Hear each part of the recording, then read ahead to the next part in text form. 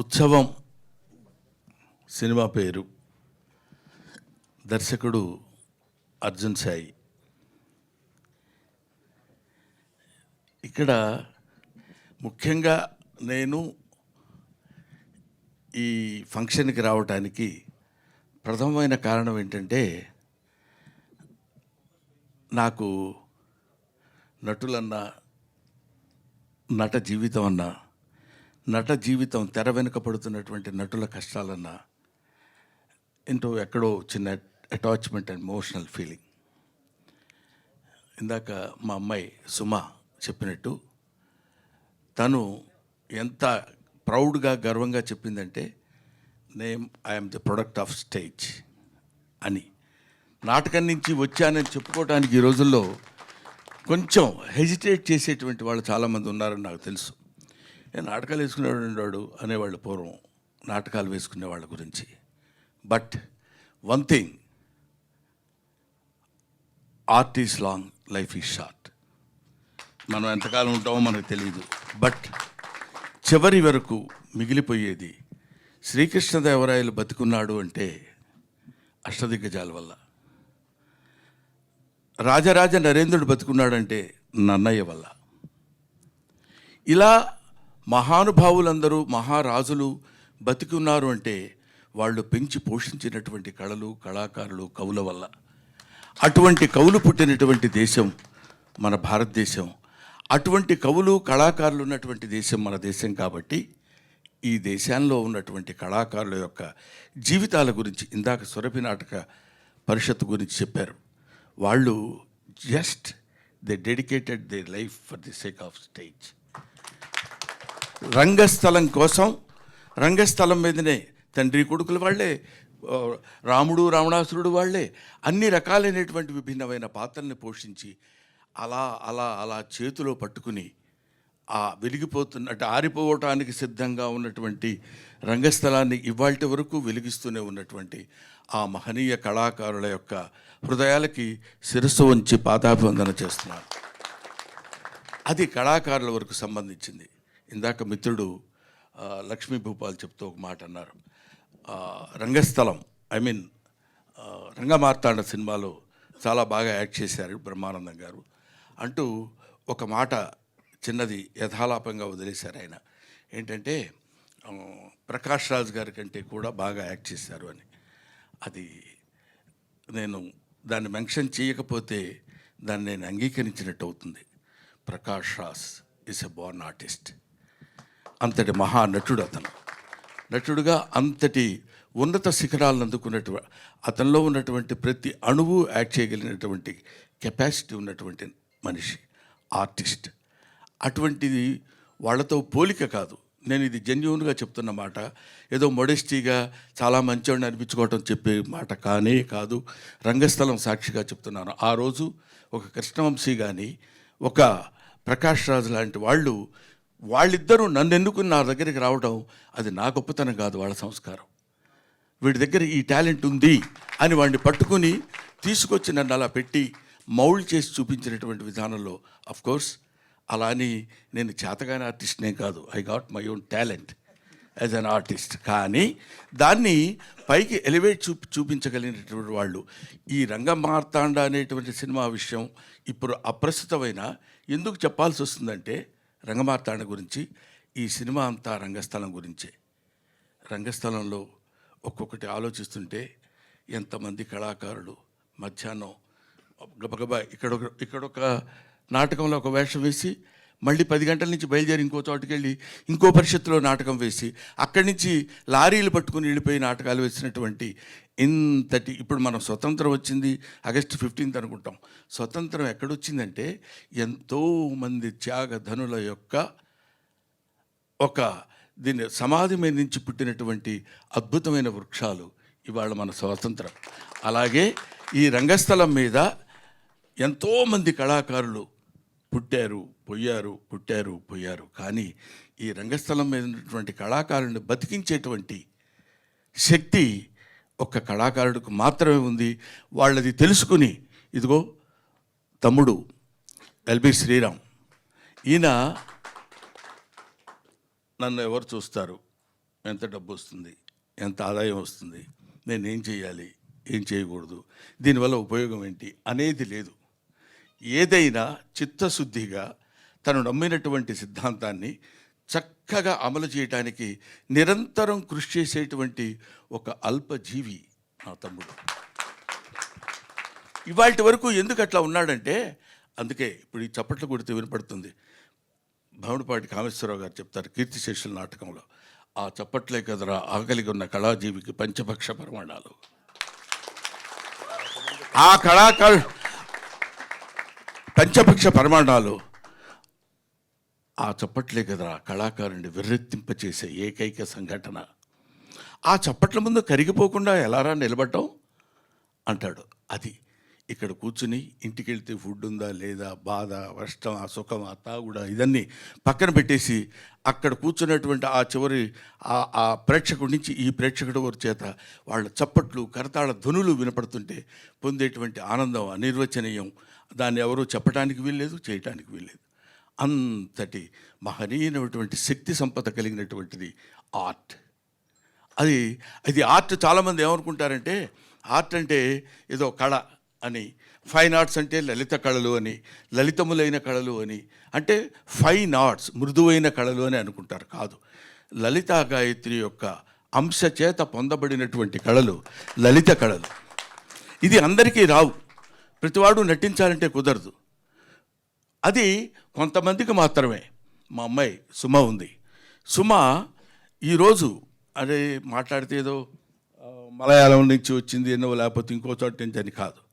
ఏదైనా తను నమ్మినటువంటి సిద్ధాంతాన్ని అలా పట్టుకుని మైకు రూపంలో ఇంతకాలం తనేదో గొప్పగా ఉంది అని కాదు, తను చేస్తున్నటువంటి నిరంతర కృషి. వింటున్నారో లేదో తెలియదు, మాట్లాడుతున్నారో లేదో తెలియదు, తనంతట తాను మలుచుకున్నటువంటి స్వయం శిల్పి సుమ. ఇటువంటి వాళ్ళు, ఎందుకంటే ఆ అమ్మాయిలో ఇప్పుడు ఇంతవరకు నాకు తెలియదు తన స్టేజ్ ఆర్టిస్ట్ అని. ఇలా చెప్తున్నప్పుడు ఓహో ఇటువంటి వాళ్ళు కూడా ఉన్నారా, మనకు తెలియని విషయాలు ఎన్ని ఉన్నాయో కదా అని. అది అద్భుతమైనటువంటి ఇటువంటి కళాకారులందరినీ ఒకచోట చేర్చి వీళ్ళ మీద ఒక సినిమా తీయాలని అనేటువంటి ఆలోచన రావడమే నిజంగా చిన్నవాడు అర్జున్ సాయి. వారికి నేను సిన్సియర్గా ఆ బాటమ్ ఆఫ్ మై హార్ట్, నా హృదయాంతరాల నుంచి అతన్ని అభినందిస్తున్నాను. ఎందుకంటే ఇందాక రైటర్ చెప్పారు, ఇక్కడ ఇలాంటి సినిమాలు ఎన్నుకోవాలంటే దానికి కొంచెం దమ్ము కావాలి, దానికి ఇది చెప్తూనే అట్రాక్ట్ చేయగలిగినటువంటి, అంటే మళ్ళీ సినిమాటిక్గా కావాల్సినటువంటివన్నీ డీల్ చేయటం. ఇందాక మా ఏం రత్నమ్మ గారు చెప్పారు. ఏం రత్నమ్మ గారు అంటే ఆ రోజుల్లో ఆయన వస్తున్నా అంటే దడదళ్ళాడిపోయేవాళ్ళం.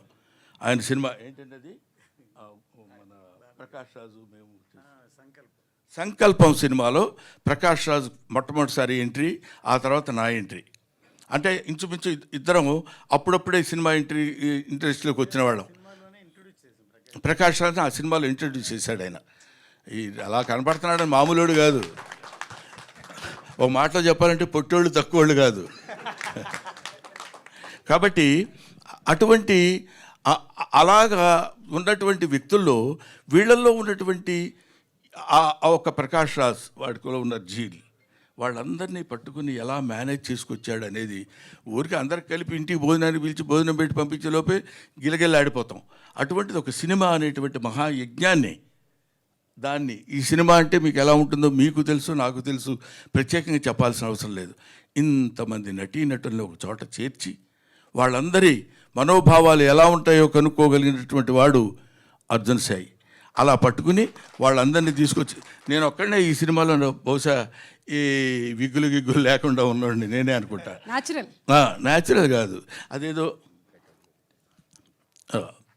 చెవులు ఊదాడు, అర్థం కాలేదు. నేను కూడా అర్థమైనట్టు యాక్ట్ చేయాలి. అది ఈ తర్వాత సినిమా అంతా అయిపోయింది కదా, రిలీజ్ రెడీగా ఉంది కదా, మొన్న వచ్చాడు ఇంటికి. ఎస్వి రంగారావు గారి గెటప్ ఉందండి, అదొక్కటి గురుగారు అంటాడు. ఆ ఫేస్ చూడగానే కుదర అనాలనిపించదు. అలా పడిపోతాం, మనకు తెలియకుండానే పడతాం. అలా పడేశాడు ఇంతమంది ఆర్టిస్టుల్ని, ఇంత పెద్ద పెద్ద టెక్నీషియన్స్. అంటే మామూలు విషయం కదా. ఒక అనూప్ రూబెన్స్ కానీ, తర్వాత మన గౌతమ్ ఎవరు రసూల్ ఎల్లోరా, అవి చూస్తుంటేనే ఒక అద్భుతమైనటువంటి వాళ్ళందరినీ పట్టుకుని ఇతనైనా ఇవన్నీ చేయించింది అనే అనుమానం మనకు కలిగే విధంగా ఒక అద్భుతమైన సినిమా తీశాడు. ఇది నిజంగా ఉత్సవమే. ఇది ఇలాంటి సినిమాలు బతకాలి, ఇలాంటి సినిమాలను మనం బతికించాలి అనేటువంటి అభిప్రాయంతో, ముఖ్యంగా నేను ఈ మధ్య I made it a principle. ప్రతి పెద్ద సినిమా ఫంక్షన్లకు వెళ్తే అందరిలో ఒకళ్ళం అవుతాం. ఇలాంటి వాళ్ళకి మనం ఉపయోగపడితే, కళాకారుడిగా నేను ఏదో కొన్ని సంవత్సరాలు చేశాను, కొన్ని గొప్ప గొప్పవన్నీ చేసుకున్నాం. మీ అందరి దయ వల్ల నాకు మంచి పేరు వచ్చింది, మంచి కీర్తి వచ్చింది. ఆ విధంగా మంచి ఆనందకరమైనటువంటి ఆర్థిక పరంగా హ్యాపీగా ఉన్నాను. But I should be useful to the youngsters like you. మీలాంటి కుర్రాళ్ళకు ఉపయోగపడాలనే అభిప్రాయంతో మనవాడు పిలవగానే, అంటే కొంచెం గొప్పగా చెప్పాలంటే నిన్ననే బెహరీన్ నుంచి వచ్చాను. అయినా సరే నేను ఇక్కడికి వచ్చానంటే నేను ఎంత గొప్పవాడినో మీరు ఆలోచించండి అని చెప్పాల్సిన పరిస్థితి కాకుండా, అతను రాత్రి 11:30-12 గంటలకు వస్తే, గురువుగారు అది చిన్న అదే applying voice, commanding voice, begging voice, Jabardasth voice తెలీదు. నేను చెప్తాను, ఇమిటేట్ చేసి మీరు వినండి. గురువుగారు, ఎవరు? నేను గురుజీ అని. నన్ను మర్చిపోయారా మీరు? ఒక ప్రియురాలు ప్రియుడితో అంటే చూడండి, నన్ను మర్చిపోయారా మీరు? ఇంకెందుకు ఈ లైఫ్, నా జీవితానికి ఇది ఎందుకు అన్నట్టు. అంటే ఎవరు? మళ్ళీ నిద్రలో ఉంటాం 12:30-1 గంట, అప్పుడు పొద్దున్నే చెప్పడానికి, గుర్తు చేయడానికి. అవునమ్మా, నేను అర్జున్ చెప్పమ్మా. ఏం లేదు గురించి, రేపే మంది ఒకసారి మీకు గుర్తు పడుకున్నట్టున్నారు మీరు. నేను అర్ధరాత్రి పూట లేచి అటు ఇటు తిరుగుతుంటాం రోడ్ల మీద. అనుకోబోదు చెప్పండి అని మీరు బాగా డిస్టర్బ్ చేసినట్టున్నారు, ఏమనుకోవద్దండి అని చెప్పి డిస్టర్బ్ చేయాల్సినంత చేసి, ఆ తర్వాత అంటే అది మాకు కందుకూరు వీరేశలింగం గారు ఏదో దీనిలో చెప్తూ, దెబ్బ తగిలితే ఎవడన్నా కొరడాతో కొట్టాడు అనుకోండి, చర్రమని రియాక్ట్ అయిపోతాం. ఏంట్రా అంటే కొడుతున్నావు ఏంటి అని గట్టిగా అడగగలం. ఓ అమ్మాయి వెళ్తున్నప్పుడు జడ అలా తగిలి వెళ్ళిపోయింది అనుకోండి, దెబ్బ తగులుతుంది. కానీ అది అర్జున్ సాయి. సో ఇటువంటి అద్భుతమైనటువంటి కళాకారుల యొక్క జీవితాల గురించి చెప్పి, ఆ జీవితాల్లో ఉన్నటువంటి విషయాలన్నింటినీ నిజంగా ఒక్కొక్కళ్ళు అద్భుతమైనటువంటి నటన ప్రదర్శించారు. It is going to become super duper hit. ఇవాళ నేను చెప్తున్నాను, మీరు నోట్ చేసుకోండి. ఎందుకంటే విభిన్నమైనటువంటి కథల్ని, వైవిధ్యమైనటువంటి కథల్ని ఆదరించేటువంటి రోజులు ఇవాళ వచ్చాయి. కాబట్టి అటువంటి స్థితి ముందు ఆయువు పట్టైనటువంటి, బేస్మెంట్ అయినటువంటి భూదేవి లాంటిది మన రంగస్థలం. కాబట్టి దాన్ని మీరు తప్పకుండా ఆదరించాలని, మీరందరూ ఆదరించే నటుడిగా నేను మనస్ఫూర్తిగా కోరుకుంటున్నాను. అది ఆ తర్వాత ఇక్కడ ఉన్న వాళ్ళందరికీ, హీరో నా గురించి ఏం చెప్పలేదు ఏంటంటే, పెద్ద తెలియదు నీ గురించి నాకు, అందుకని నేను ఎక్కువ చెప్పలేదు, ఏమనుకోవద్దు. బట్ హీరో లుకింగ్, హీరో అనకూడదా? అనొచ్చు. హీరో అంటే దిలీప్ సార్ అంటున్నాడు. దిలీప్ అంటే నా ఫ్రెండ్ అనుకుంటారయ్యా, హీరో కాదు. ఇప్పుడు రవి గారు ఉన్నాడు అనుకో, మామూలే మా ఫ్రెండ్ అని, మిస్టర్ రవి అని లేకపోతే అనొచ్చు. గబుక్కున హీరో గారంటే ఆ స్టేటస్ వేరు, ఆ పద్ధతి వేరు.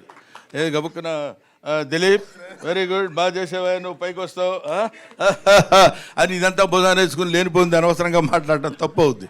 కాబట్టి ఎనీవే, నాకు ఈ అవకాశాన్ని ఇచ్చిన అనే మాట మన ప్రతి చోట రంగస్థలం మీద మాట్లాడే మాటే కాదు. నిజంగా నాకు ఈ రంగస్థలం గురించి, ఈ ఉత్సవం గురించి, ప్రతి దానికి అతను తీసుకున్నటువంటి శ్రద్ధ గురించి, దర్శకుడు పడినటువంటి కష్టం గురించి మాట్లాడటం కోసమే నేను ఇక్కడికి వచ్చాను. ఇది నాకు ఒక అవకాశం కింద భావించాను. Thank you very very very much. Thanks a lot.